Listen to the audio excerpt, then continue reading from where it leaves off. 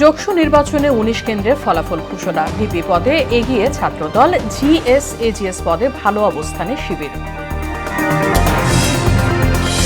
প্রার্থিতা ফিরে পেতে ইসিতে ৩ দিনে ২৫০রও বেশি আবেদন। নির্বাচনের আগে কারো জন্য বাড়তি নিরাপত্তা, নিরপেক্ষতা পরিপন্থী বলছে জামাত।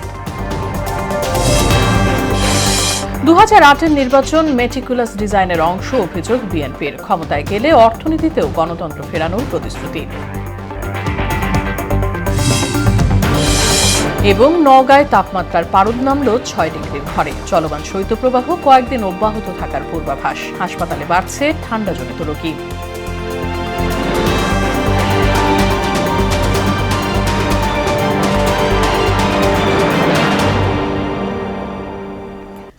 আসসালামু আলাইকুম, সবাইকে স্বাগত মোহনা সংবাদে। শুনছিলেন শিরোনাম, পুরো সংবাদের সঙ্গে আছি বাসিদা সুলতানা রিঙ্কু। জগন্নাথ বিশ্ববিদ্যালয় কেন্দ্রীয় শিক্ষার্থী সংসদ যোগসুর ভোট গণনা চলছে। ৩৯ কেন্দ্রের মধ্যে ২০টির ফলাফল আনুষ্ঠানিকভাবে ঘোষণা করেছে নির্বাচন কমিশন।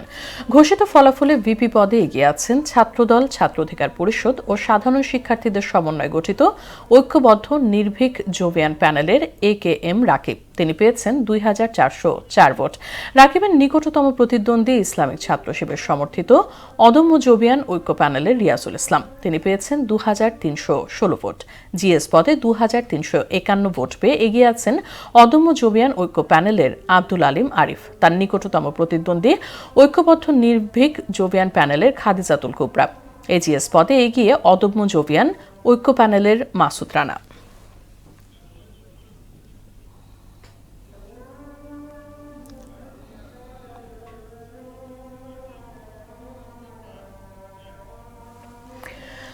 নির্বাচন ভবনে তৃতীয় দিনেও প্রার্থিতা বহাল বাতিলের বিরুদ্ধে আপিল আবেদন গ্রহণ করা হয়। ৩ দিনে মোট ২৫৫টি আপিল আবেদন জমা পড়ে ইসির অঞ্চলভিত্তিক 10টি বুথে।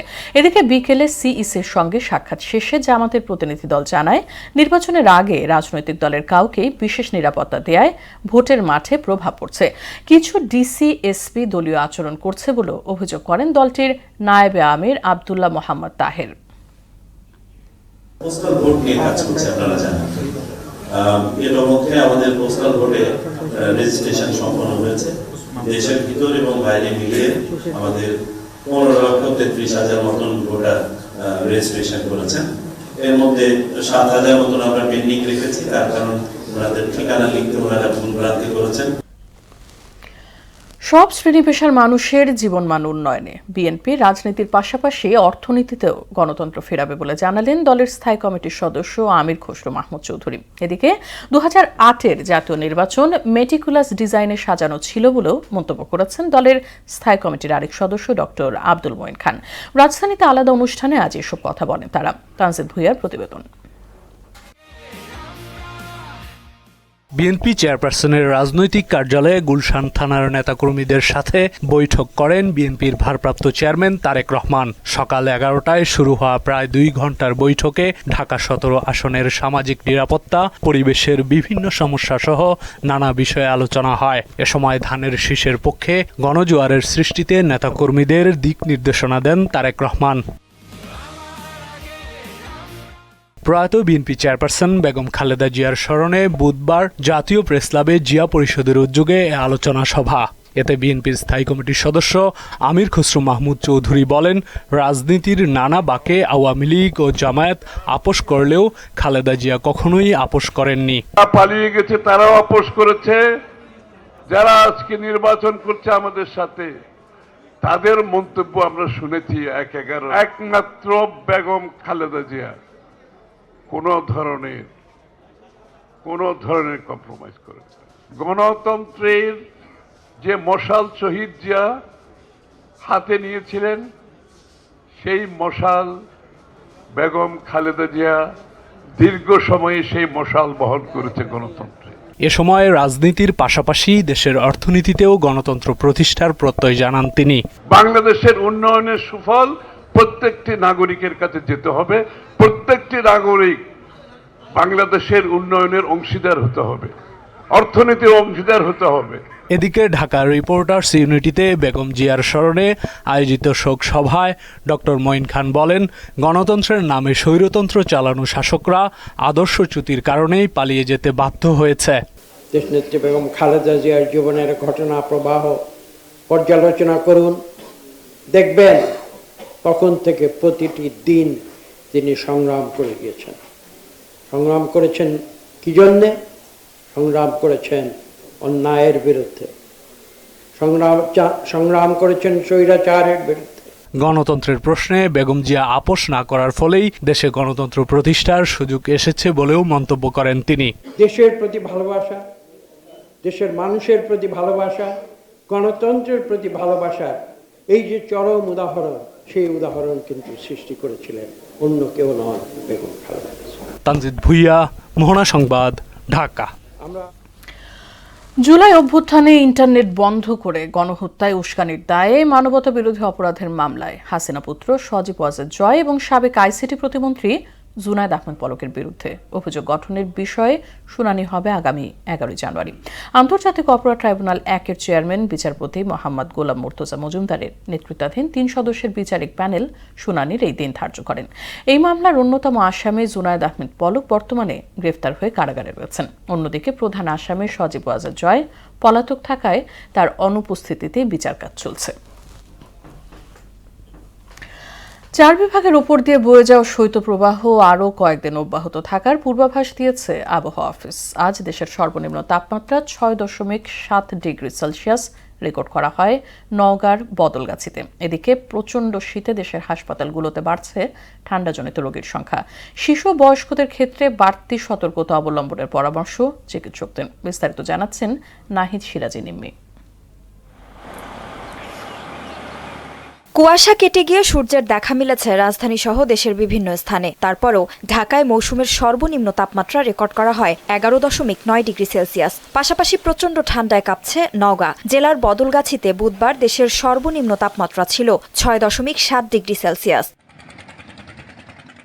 আবহাওয়া অধিদপ্তর বলছে দেশের 4 বিভাগের উপর দিয়ে বয়ে যাওয়া শৈত্যপ্রবাহ আরও কয়েকদিন অব্যাহত থাকবে। পাশাপাশি রাজধানীর তাপমাত্রা নেমে আসতে পারে 10 ডিগ্রি সেলসিয়াসের ঘরে। ঢাকার আবহাওয়াটা মোটামুটি একই রকম থাকবে, তবে সামান্য কিছুটা কমতে পারে ঢাকার তাপমাত্রা। সেক্ষেত্রে যদি আজকে যেহেতু 11.9 ডিগ্রি সেলসিয়াস, এটা কমে যদি 10 ডিগ্রিতে আসে, তখন আমরা ঢাকায়ও শৈত্যপ্রবাহটা পাবো। তবে ঢাকায় এর চেয়ে খুব বেশি কমার সম্ভাবনা খুব কম। কয়েকদিনের শীতে বাড়ছে ঠান্ডাজনিত রোগীর সংখ্যা। আক্রান্তদের বড় অংশই শিশু এবং বয়স্ক। আমার সর্দি রেখা সেটা প্রায় আজকে এক মাস যাবত। এখানে আসছি 5 দিন, খুব কাশি ছিল, এখন আগের থেকে অনেক ভালো। শ্বাসকষ্ট, ঠান্ডা, বাসার থেকে ঠান্ডা ছিল, তারপরে নিউমোনিয়া হয়ে গেছিল, কাশতে কাশতে বমি করতেছিল।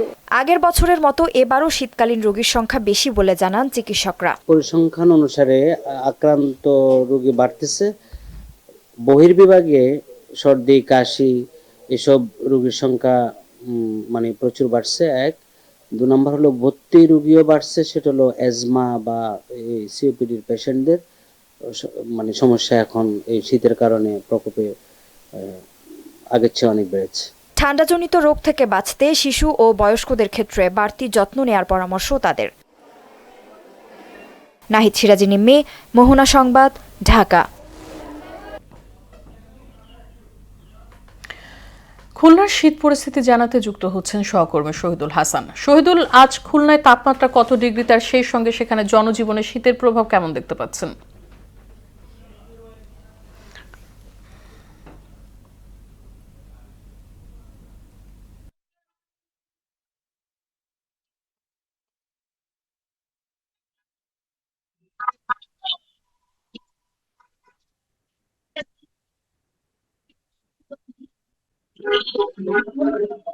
রিঙ্কু, খুলনায় যে শীত প্রচন্ড ভাবে দেখে বসেছে সারা দেশের ন্যায়, এবং দেশের যে উত্তরাঞ্চল এবং দক্ষিণাঞ্চলে যে শীত রয়েছে সেই প্রকোপটা কিন্তু খুলনাতেও পড়েছে।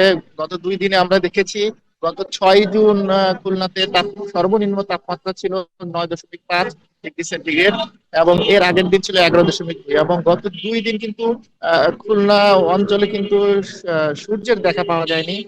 তবে আজকে দুপুর 12টার পর থেকে কিন্তু আস্তে আস্তে সূর্য উঠেছিল আজকে কিছুটা, আবার এই সন্ধ্যা যখন নেমে আসছে তখন কিন্তু আবারও কিন্তু ঠান্ডা জেঁকে বসেছে। এবং আবহাওয়া অফিস যেটা বলছে যে এই ধরনের অবস্থা আরো কয়েকদিন থাকবে, এবং শীতকালীন যে শৈত্যপ্রবাহ না থাকলে কিন্তু শীতের প্রকোপটা দেখা যাচ্ছে বেশি, এবং যে তারতম্য, শীতের তারতম্য সেই অংশটাও বেশি দেখা যাচ্ছে, এবং এর প্রভাব পড়েছে কিন্তু সাধারণ মানুষের জীবনযাত্রায়। যারা খেটে খাওয়া মানুষ, দিন মজুর, রিক্সা চালক, যারা ছোট ছোট ব্যবসা করে এবং ফুটপাতে ব্যবসা করে, তাদের উপর কিন্তু এই প্রভাবটা পড়েছে। কারণ সাধারণ মানুষ খুব বেশি প্রয়োজন ছাড়া কিন্তু বাইরে বের হচ্ছে না এই শীত সময়।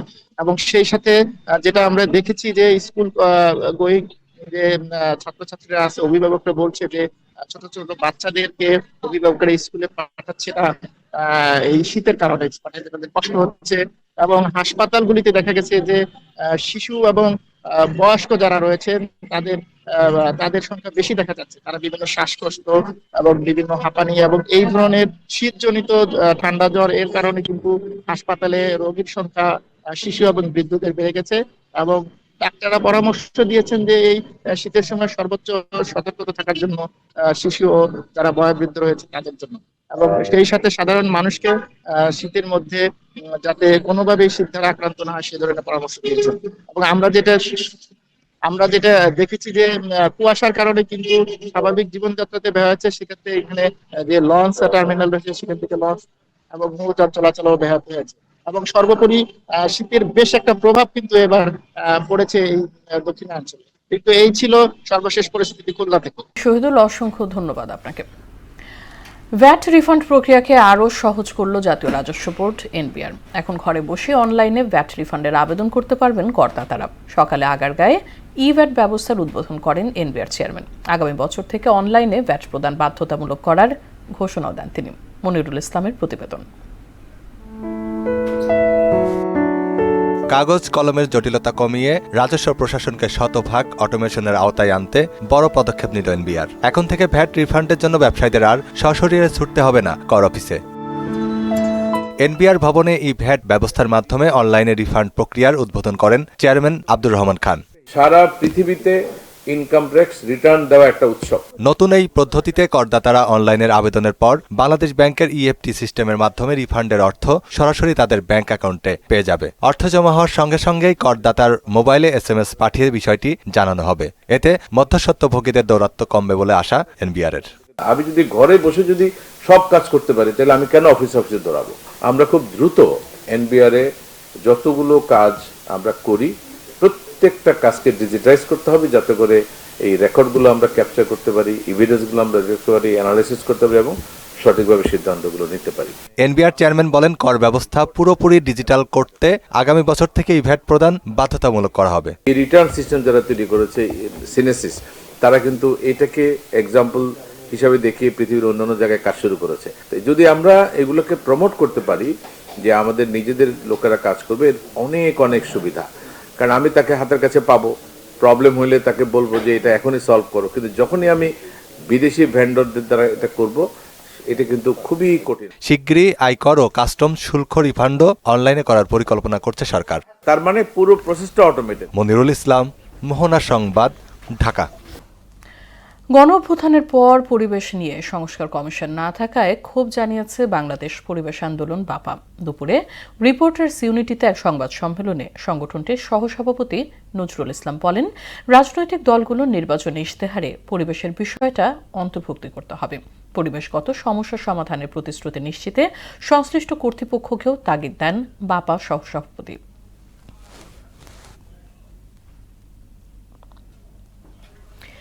বাংলাদেশ চায়না ফ্রেন্ডশিপ এক্সিবিশন সেন্টারে আয়োজিত বাণিজ্য মেলার শীতের কারণে ক্রেতার সমাগম কম। দেশি বিদেশি স্টলের পসরা সাজিয়ে অপেক্ষা করছে বিক্রয় কর্মীরা। বাণিজ্য মেলায় এখনও চলছে স্টল সাজানোর কাজ। শীত উপেক্ষা করে দর্শনার্থী থাকলেও ক্রেতার সংখ্যা কম। সময় বাড়ার সাথে সাথে ক্রেতার সংখ্যা বৃদ্ধি পাবে বলে আশাবাদী ব্যবসায়ীরা।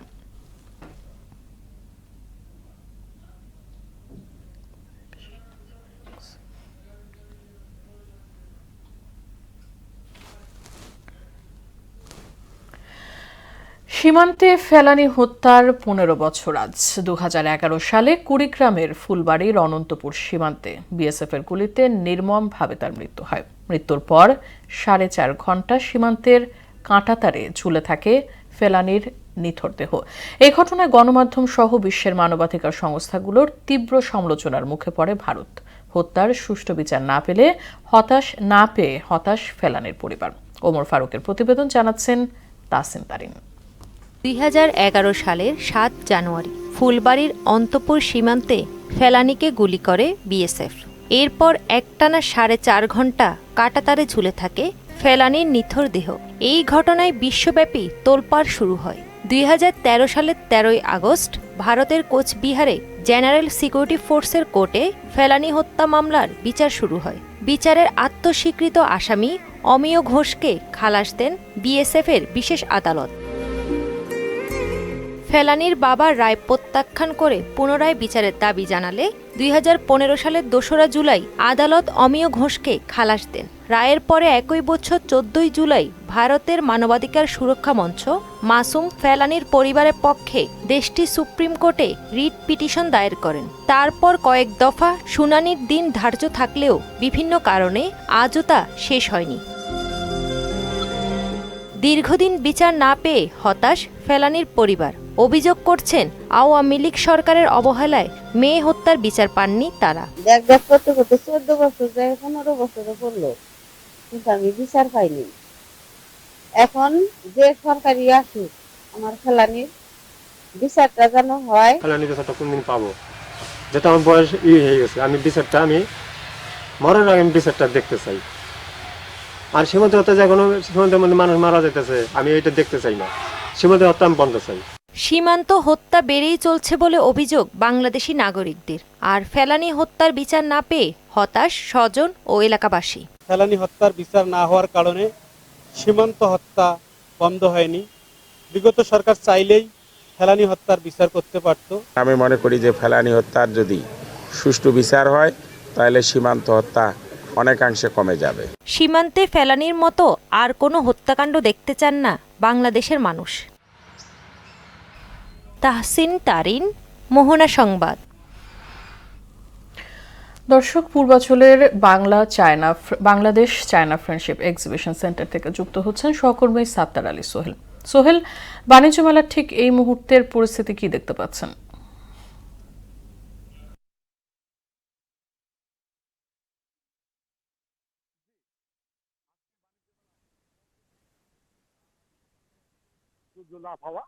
আর আজকে বাণিজ্য মেলায় গত 4 দিনে যে দর্শনার্থী ছিল তার প্রায় 3 গুণ দর্শনার্থী আজকে বাণিজ্য মেলায় উপস্থিত হয়েছে। আর পাশাপাশি গত 4 দিন অনেক শীত এবং শীতের কারণে যে অবস্থাগুলি ছিল সেটা ছিল মোটামুটি আপনার চায়ের দোকান এবং এই কফির দোকানগুলো ছিল প্রচন্ড ভিড়। কিন্তু আজকে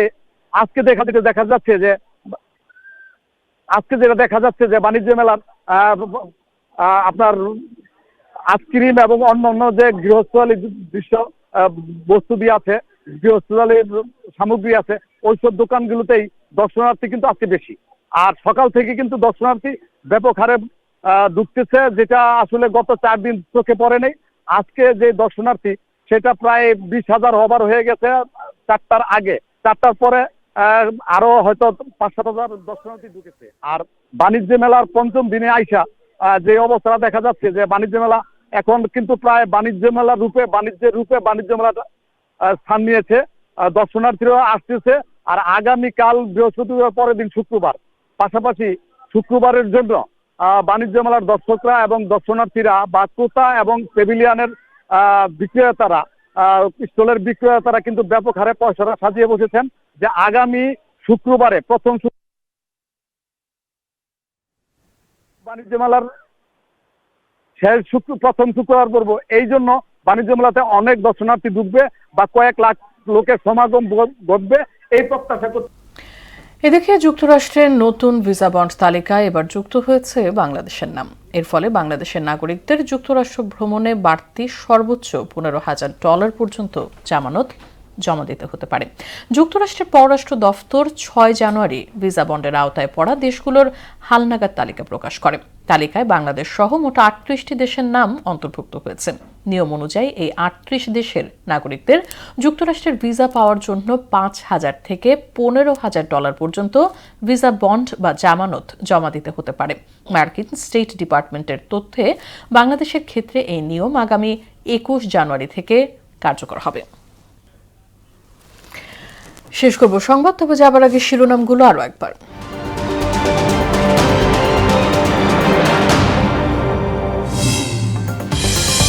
যশো নির্বাচনে 20 কেন্দ্রের ফলাফল ঘোষণা। ভিপি পদে এগিয়ে ছাত্রদল, জিএস এজিএস পদে ভালো অবস্থানে শিবির।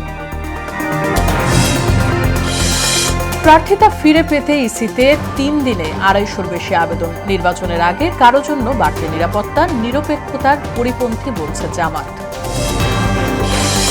2008-এর নির্বাচন মেটিকুলাস ডিজাইনের অংশ, অভিযোগ বিএনপির। ক্ষমতায় গেলে অর্থনীতিতেও গণতন্ত্র ফেরানোর প্রতিশ্রুতি। এবং নওগাঁয় তাপমাত্রার পারদ নামল 6 ডিগ্রির ঘরে। চলমান শৈত্যপ্রবাহ কয়েকদিন অব্যাহত থাকার পূর্বাভাস। হাসপাতালে বাড়ছে ঠান্ডাজনিত রোগী।